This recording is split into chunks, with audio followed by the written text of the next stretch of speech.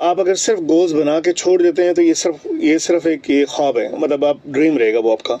तो अमल बहुत जरूरी है। अहमकों की जन्नत में रहना है कि पहले से बस प्लान करके और सो जाना। हाँ, तो विदाउट एक्शन तो कुछ नहीं होगा। तो अगर आपने कोई गोल सेट किए हैं तो हर दिन उसके लिए आपको कुछ करना होगा। हर दिन आपको अपने गोल्स अचीव करने के लिए सर्फ होना चाहिए, कुछ ना कुछ अपने कर रहे हैं। तो वही बात जिस तरह किश्ती की, अगर आप कुछ भी नहीं कर रहे, चप्पू नहीं चला रहे हैं, कि मशीन मोटर नहीं चल रही, तो कुछ अमल करने के साथ आगे और उसकी नेविगेशन भी नहीं है और कुछ भी नहीं है। हाँ। उसका हमने वो रडार भी कंट्रोल में नहीं रखा हुआ, जिससे कि वो जिसको कहते हैं ना वो हाथ वाला जो कंट्रोलर होता है, जिससे ये नहीं पता चल पाता कि जा कहाँ रही हो। बिल्कुल बिल्कुल। वो तो फिर लहरों पे चली गई, ना इंजन चला, ना चप्पू चले, और ना ही उसका हाथ में वो कंट्रोलर है, तो फिर तो मुमकिन नहीं है। वो स्टीयरिंग भी हमारे हाथ में नहीं है, तो उसने जब कहीं भी लुढ़क जाना है।